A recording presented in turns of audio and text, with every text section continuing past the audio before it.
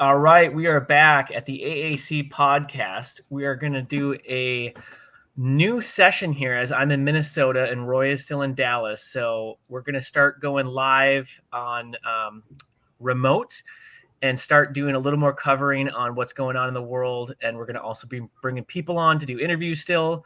But we're going to be doing a lot more intention on breaking some stuff down. So today we're going to go over the Trump attempt assassination and the RNC convention and kind of see where it goes from there. So with that, Roy, what'd you think of what happened here now that a few days have passed? We have more data, we have more information that has come in. What do you think's happened here? What do you think?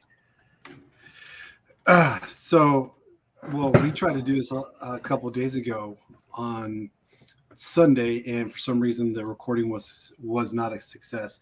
And then recently, since then, I mean, there's a lot of haters out there. You don't really recognize it until recently. Like, for example, did you know? I don't know if you heard this, but I'm a big fan of Jack Black. And so Jack Black was in a concert. He ended up canceling his concert because of his partner. I think it was either Kevin or JD. I can't quite remember. But anyways, he said they were trying to sing him happy birthday. And then he said something over, live with like hundreds of thousands of people. And he's like, don't miss Trump next time. And I'm like, oh my goodness. And then so Tenacious D or Jack Black actually canceled the whole event and said, like, you know what, we're not going to continue.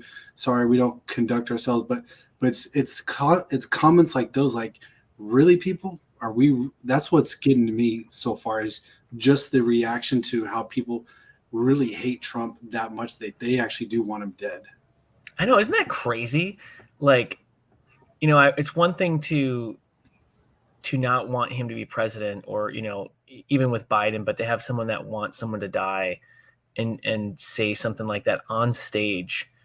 It's kind of like, that's that Trump derangement syndrome, right? Like these people that want him to die because they think it'll be like this best thing ever it's just kind of like, it's almost evil and demonic in a sense. Well, on the flip side, if we look at this, I mean, we're all like, the world's going to end too with Biden as president. As much as I'm not a fan of him at all, but it tells us like how weak-minded we are. Like we need to build a bulletproof mindset, and you also got to build yourself up and not count on anyone. Where so many people are, they're so afraid by this and by this and by that even on the people that didn't like Biden, we're like, it's over, Yeah, I think that's just people putting, their faith and trust in humanity, in people instead of God. And to your point, like, there's people that freaked out because Biden got president, and it's like, the world's not going to end, unless when he's coming back on the second coming, basically. But I think the thing that's interesting to me is, I would say, and I would love to hear what your thoughts are, but most people think this is in the bag now, that Trump's going to win, that there really isn't much what they can do. I've listened to a lot of other podcasts, and they kind of say the same thing. Now, don't count them out. Obviously, like, they're going to come up with something. But do you think that this pretty much pushed it over the edge for Trump to kind of secure the presidency? I think it gave him a good, I don't want to say a good head start. He was already ahead, but this gives him this definitely distanced himself from, his competitor. Yeah. I think what's going to happen here now is the Democrats are going to have to come up with something clever. And it's funny because I thought of this, and I think I heard this on the PBD podcast, actually, of how, like, I don't think anyone's going to want to take over Joe Biden's place now. Like, I always thought they're going to kick him out and get someone else in. But now with what this happens, I think anyone that's going to try to go against Trump is going to have such an uphill battle now. I don't think they're going to want to lose to him. What do you think of that? Well, yeah, I mean, that, and the other side is, like, these people are still looking at this as a career. Like, do they really want to start off their career and try to run for presidency in a in an uphill battle. Like, no, they want to be able to be out of the Trump era limelight and be able to compete against someone else. And so it's like, do I really want to go up after everyone's been slayed? Do I want to jump out there and volunteer and be slayed? Like, no, like I have a timeline of when I'm ready to make my move, ready to make my run.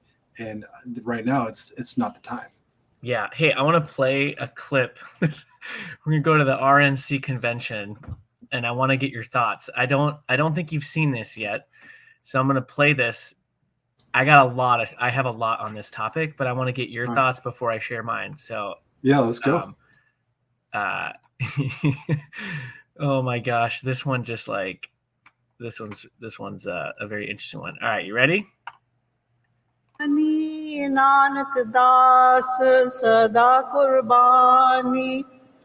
Dear Waheguru, our one true God, we thank you for creating America as a unique haven on this earth where all people are free to worship according to their faith. We seek your blessings and guidance for our beloved country. Please bless our people with wisdom as they vote in the upcoming election, and please bless with humility, honesty, skill, and integrity all those who conduct the election. Finally, we thank you for the Chardi Kala spirit that we have witnessed in President Trump. That is, the tireless and uplifting spirit that is sustained even in the face of violent adversity, like a founding father centuries ago. And we thank you, dear God, for protecting his life. We thank you for his examples of nirbha, fearlessness, and nirvair, the absence of hate when faced with vitriol. These examples of extraordinary calm inspire us. Nanak Naam Chardi Kala Tere Bane Sarbatta Pala. May your name forever be exalted, spreading happiness and blessings and good spirit, that everyone may prosper and enjoy the grace of your peace. Thank you. All right. What are your thoughts on that? I have not seen that, and honestly, I don't know how to react other than the fact that this is a country where you can have the ability to practice your religion freely. Yeah, I think what's really interesting in that is the very beginning. I've never heard of this god or whatever I can't remember how to pronounce it, what it is, and I don't know. It feels kind of Hinduish, but I don't know what actually religion this was and who they were supposedly praying to or on that. But I think what's weird for me is how I look at it is I think the RNC and the Democratic Party, they're basically both run by entities. We're going to go down this whole path again on the little g gods, Elohim, that have fallen from heaven and that do not follow the Lord Jesus Christ anymore. And I think what they're praying to is a little g god. So it's a false idol. And to go on the stage like that and then to declare that God, whatever they said, is the one and only, I think is really, it just kind of shows the true colors of the political landscape and how it's not run by people is how I look at it. So is your perspective just like, are you trying to say that it just shows that even the Republican side is there? Are you trying to say that they're confused or? Yeah, I think the Republican side, just like that on the Democratic side, when that came on there, I just had the pure cringe, like, oh my gosh, like what the heck? Like what you said, yeah, in this country you can definitely choose whatever religion you want and serve whatever God you want. But at the same time, to honor Trump and to honor the president with a little g god of, I can't remember who they pronounced right there on that video. I think that's a big issue, man. I really do, because at the end of the day, like, if you're going to follow a little g God and not God Almighty, you're going to run into some issues. And so I think the RNC is just as compromised as the Democratic Party, and that just really showed it. Like, their run on that. Go for it. So what are your thoughts on that? No, my thoughts are I'm on board with understanding that both sides are like whether you're left or right, they're both compromised at some level. Okay. And so they've gotten used to having the power to be able to, influence. And so, but they've been very good at it. They've been practicing it for so long. And so the reason I'm bringing this up is because the power again goes back to the people. And so the people should have the ability to be able to, and again, this is what the country was built on, to be able to have that freedom to be able to practice. And obviously, I do believe in the Lord Jesus Christ, but then, it's up to me to be able to conduct and manage my home and not other people's homes. I got to also clean my room before I have the ability to want to, or be an example to help other people clean their room. Yeah, no, I totally get that. I think for me, what it just shows is like, don't put all your eggs in the RNC basket and in with Trump, because you don't know who they actually serve, right? And so Very true. You can like Trump all you want, and I think after this, what happened is, I mean, it sounds like he's giving all the glory to God on some stuff. But when you watch that clip, and if you're going to lead the RNC in that prayer to a little g God that is not, I don't know who the heck what they're even talking about. Like, it was just kind of like mind blowing to me. But really, what it does is just sets a precedent of who you're pledging your services to. And so I think this is what gets dangerous, is like, how do I word this?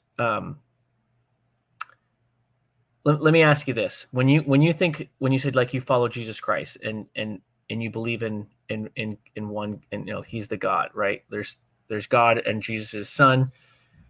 Is he the Almighty, and he is the capital G God, and there's other G gods? And so when someone comes up there and says something like that at the RNC convention, and they do a prayer to like a little g God, like, that's why it makes it really weird, because it's like, why would you do that? Does that make sense? Yeah. No, I see. So you're talking about more on why would this particular prayer or practice be so singled or all by itself instead of multiple? Is that what you're saying? No, not multiple. Like how I look at it is like, say if you want favor from God, okay? I would assume you'd want favor for God in your life, Roy, right? Yeah. 100%. If there's one God who created everybody, and he created other entities, other deities, why would you want to worship one of those instead of the one that's the Almighty Creator? And so what I'm saying is they're worshiping a little g God by making a declaration like that. And it's not saying, like, that's how our country was set up. You can have your own religion. You can do what you want to do. And I think that's more power to you. But if you're going to go and claim that you're following Christ and you are cool with that, I think there's an issue with it, is really what I'm saying. I'm not saying don't go vote for Trump. I'm not saying don't vote Republican. I'm just saying, like, you just got to be very careful that if you're putting your trust and your hope in these people, and who are these people actually serving? That's what I'm trying to get to. Gotcha. Okay. No. So, yeah, I see what you're saying, and it's a fair point. So, yeah.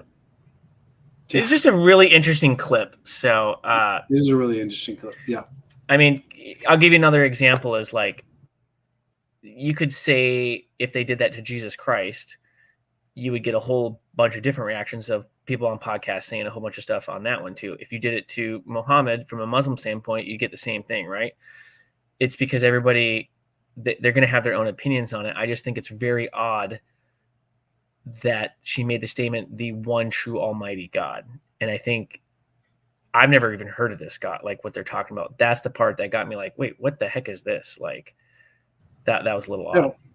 Well, you know what that would tell me? That would tell me I need to, I would be interested in learning more, just understanding, the reason behind it, and just being, just more curious. That's what I would say. Yeah. So what do you think? What do you think is going to happen now? We got, I think we're around 100 days to the election, give or take. Do you think there's going to be another attempt? Do you think that there's going to be craziness? What do you think? What do you think is going to happen here, man? I pray that there's not going to be another attempt, but the likeliness of that happening. I mean, you had one chance to be able to really do it, and now if you think you're going to show up to a rally and try to take the president out, you're in for a rude awakening, thinking that no one's not going to be looking for those radicals. You know what I'm saying? Mm-hmm. Like everyone's going to have eyeballs. Everyone's going to be looking like, you're just imagine you showing up to one of those rallies. You're automatically like, as a father too, you're scoping out everything. Like I do this when I'm at a restaurant. As I walk into the restaurant, I don't just walk in. I actually look through the windows, kind of see what's happening, what kind of crowd it is, what kind of who's actually in there. Is it rowdy? Before I even go in, and then as soon as I'm in, then I'm looking at, okay, who's serving me, how's the atmosphere on the people's table, and I make sure that if something were to happen, that there's an exit strategy just in case, just because that's just how I'm wired. Would you ever go to a rally? Like I've never thought of going to one, but would you ever go to I would. one? I would go to both. I would actually be interested in going to both. I don't want to go to just one rally. I would go to both the Republican and the Democrat, and even what's that other party? The RFK, independent. Yeah, the independent one. I'd want to go to all three, because it's just not in my nature to just be completely just like I'm all this side. I want to know what the feeling is, what the people, how the people are, before I make my judgment. Well, you probably could get pretty close on the DNC side. I've heard there's not a lot of people that show up to those rallies. I think you'll be fine. I mean, I think you might get front row seats, but yeah, probably. The crowd is very very lacking. I'll just say that. Okay, so I got one more thing. Hold on. Oh, before you tell me this, what about you? Like, what do you think you would go? No, I don't think I'd ever go to a rally. No, why? No, I don't know. It's just not my thing. Like, I just don't get excited about going and seeing the person. Like, I can watch it on the TV, and to me, I'm going to get the same the result in my mind. Like, I'll just say this: it's not that I wouldn't go; it's I wouldn't go out of my way. Like, unless there's something like I knew somebody that wanted me there to support. But me going to a rally isn't going to change my mind how I vote or not vote. And I don't know, it just doesn't excite me. Okay. I would challenge that, as far as more of just being the reason why I would really go is not just to be there, not just to understand who the people are, but also to have the type of conversations that I can have to understand even more. Because that's the only way I think, and that's also an example I want to be able to show my kids too as well. I want them to be curious. I don't want them, because whenever I try to do things, and I'm not perfect at this at all, but I try to make sure, and I'm very blessed to actually have my wife that's in my life, that she actually challenges my train of thought, because I'll sometimes come in and be very much I'll have this train of thought, and then she's like, oh, okay, well, let's process this. And then sometimes it'll even frustrate me too, but I don't, after I cool down, I'm like, no, this is just part of how we process, how we question things, and how we make decisions for ourselves.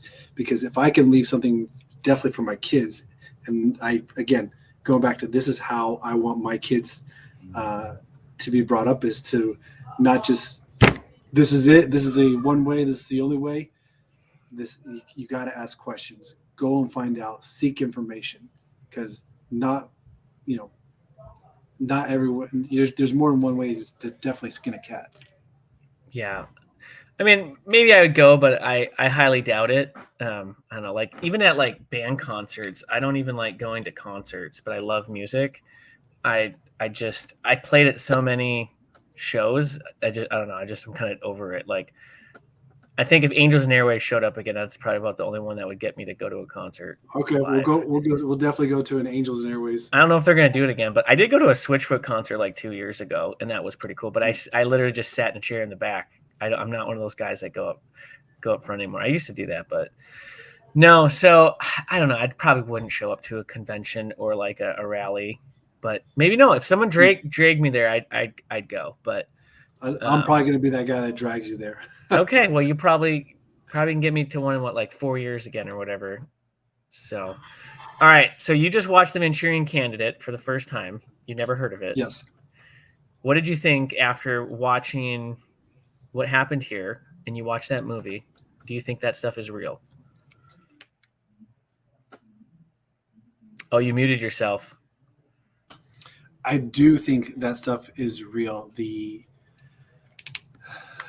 level of influence and brainwashing is real, and to be able to convince you. And now here's the thing. Here's the reason why I think it's real. It's because it goes back to the whole, if you continually say a lie over and over again, you eventually start to believe it yourself. Mm-hmm. So if it's that easy just for that single person to be able to do it to themselves, think about it from another organization and be able to enhance it too, using, pharmaceuticals, bioweapons. I do think it's out there. Yeah.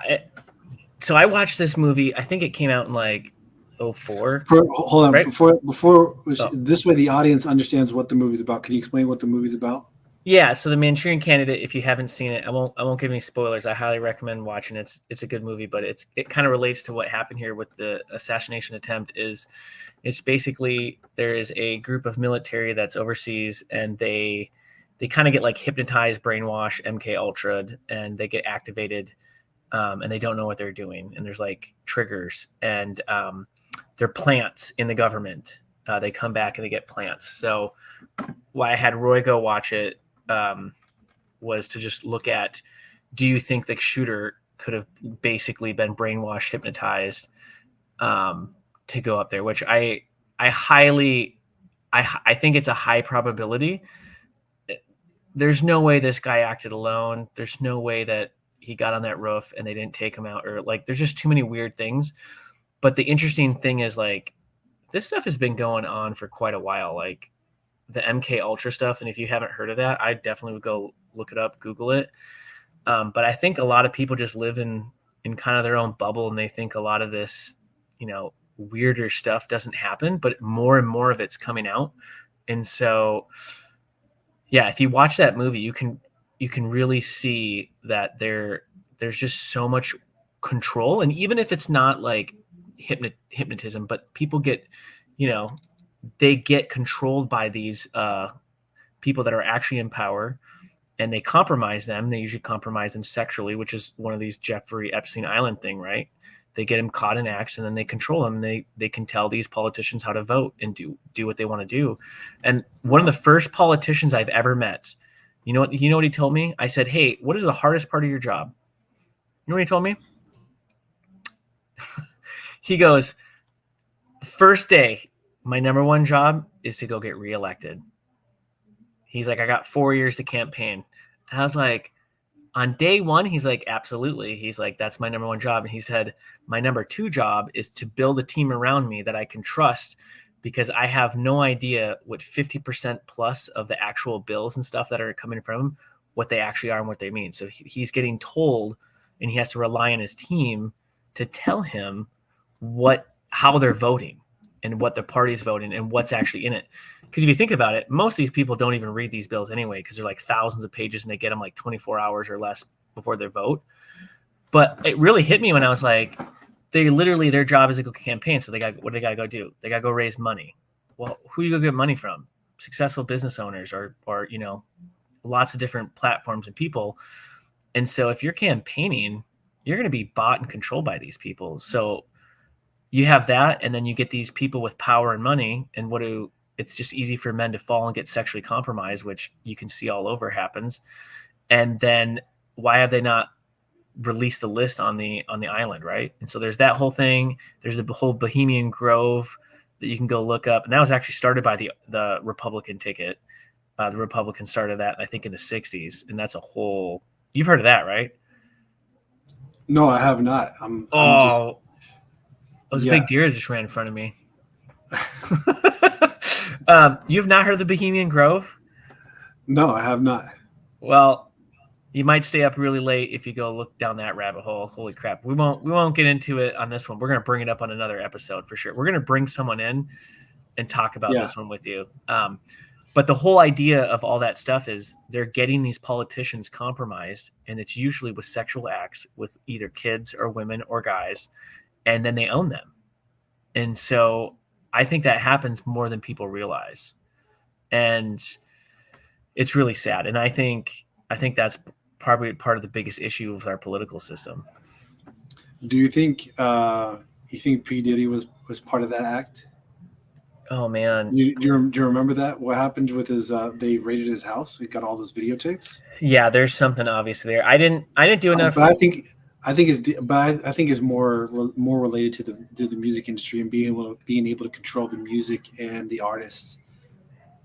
Yeah, that's my personal thought. It just all comes back to control. I mean, the higher up you get, I mean, especially with men, I mean, we're wired to we like power, we like money, and men like women, right? And so the higher up you get, it's so much easier to get compromised if you don't have good morals and character and stand for what you believe in. And there was a great, and I know I've said this to you before, but gosh, I can't remember his name who said this, but he said, if your price is not your life, then you can be bought in anything.